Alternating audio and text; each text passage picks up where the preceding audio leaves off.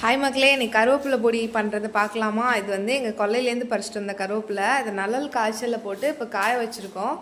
அதை நம்ம வறுத்து எப்படி பொடி பண்ணுறதை பார்க்கலாம். கருவேப்பிலை பொடி வந்து ஹாஸ்டலில் இருக்கவங்க இல்லை வந்து வெளியில் இருக்கவங்களுக்கு ரொம்ப யூஸ்ஃபுல்லாக இருக்கும். இதை நீங்கள் சாத்தில் போட்டு இப்போ குழம்போ இல்லை எதுவும் இல்லைனாலும் சாதத்தில் போட்டு சாப்பிட்லாம். நம்ம இட்லி தோசை எதுக்குனாலும் வச்சு சாப்பிட்டாலும் சூப்பராக இருக்கும். கருவேப்பிலை சாப்பிட்றதுனால நம்ம தலைமுடியும் நல்லா வளரும். அது மட்டும் இல்லாமல் நம்ம கண்ணுக்கும் நல்லது. இதை தனியாக காலையில் வந்து வெறும் வயிற்றில் சாப்பிட்டா நல்லது. ஆனால் யாரும் அப்படி சாப்பிட்றதில்ல. அதனால நம்ம இதை இப்படி சேர்த்துக்கலாம். இப்படி சேர்த்துக்கிறதுனால நமக்கு நல்லது தான். நம்ம வந்து கருவேப்பிலை பொடி சேர்க்குறதுக்கு வந்து பருப்பை லைட்டாக நெய் விட்டு வறுத்து எடுத்துக்கலாம். ஏன் நெய் விடுறோன்னு பார்த்தீங்கன்னா கொஞ்சம் வாசமாக இருக்கும். எண்ணெயை விட நெய் கொஞ்சம் வாசமாக இருக்குன்றதுனால பருப்பு, மிளகு, அப்புறம் ஜீரகம் இது எல்லாத்தையும் லைட்டாக கலர் சேஞ்ச் ஆகுற அளவுக்கு வறுத்துட்டு அது கூடவே என்னென்னா வந்து நிழல் காய்ச்சலில் கருவேப்பிலை காய்ஞ்சிருந்தாலும் அதையும் சேர்த்து லைட்டாக வந்து வாட்டி எடுத்துக்கலாம்.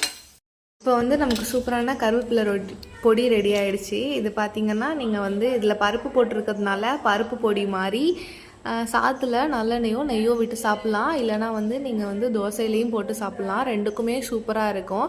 இதை நீங்கள் ட்ரை பண்ணி பார்த்துட்டு எப்படி இருந்துச்சுன்னு சொல்லி கீழே கமெண்ட்டில் சொல்லுங்கள்.